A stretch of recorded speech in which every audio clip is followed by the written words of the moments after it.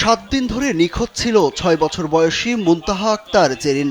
গত 3 নভেম্বর সকালে বাবার সঙ্গে স্থানীয় একটি ওয়াজ মাহফিল থেকে বাড়ি ফিরে শিশু মুনতাহা পরে আশপাশের বাড়িতে শিশুদের সঙ্গে খেলাধুলা করতে যায়, কিন্তু দুপুরের পরপরই বাড়ি না ফিরলে শুরু হয় খোঁজাখুঁজি।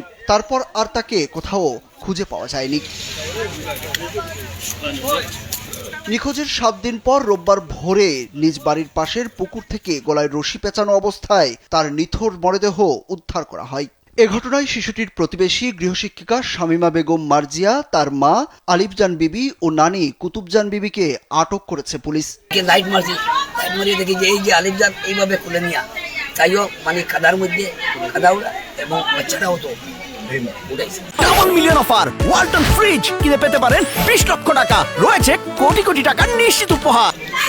আমি যে মুডিয়া কইছি যে মারিলেই লরে হইয়া আমার মনটা মারিলেই যে হইয়া এই যে কথাটা কইছি মনটা মারিলেই লরে হওয়ার সাথে সাথে উনিয়া রোডিয়া এটা মারি ফলে যায় যে কারেন্টের খড়ের একটা ব্রিজ আছে এই ব্রিজে দিছে। তো শিশু মুনতাহা সিলেটের কানাইঘাট উপজেলার সদর ইউনিয়নের বীরদল গ্রামের ভাড়ারি ফৌদ গ্রামের শামীম আহমেদের মেয়ে। স্থানীয় সূত্রে জানা গেছে, রোববার রাতে সন্দেহজনকভাবে জিজ্ঞাসাবাদের জন্য শিশু মুনতাহার গৃহশিক্ষিকা শামীমা বেগম মার্জিয়াকে থানায় নেয় পুলিশ। তার আচরণ সন্দেহজনক মনে হলে মার্জিয়ার বাড়িতে মুনতাহার সন্ধানে তল্লাশি চালানো হয়।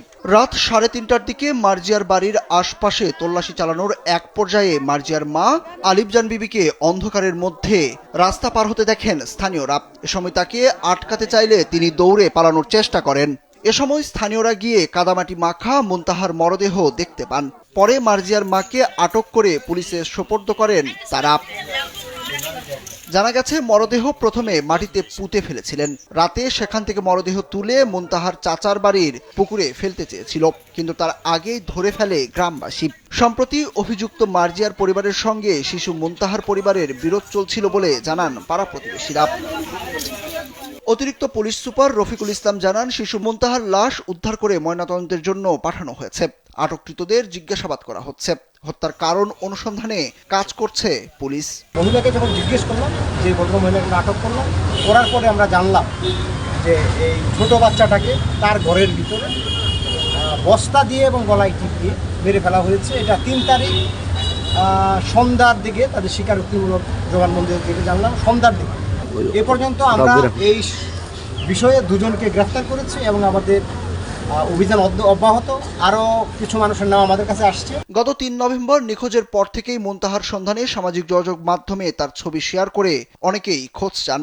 তার সন্ধান দিতে ঘোষণা করা হয় পুরস্কারও। তবুও হদিস মিলছিল না শিশুটির। অবশেষে পাওয়া গেল নিথর দেহ। সুরুজ আহমেদ, কালবেলা।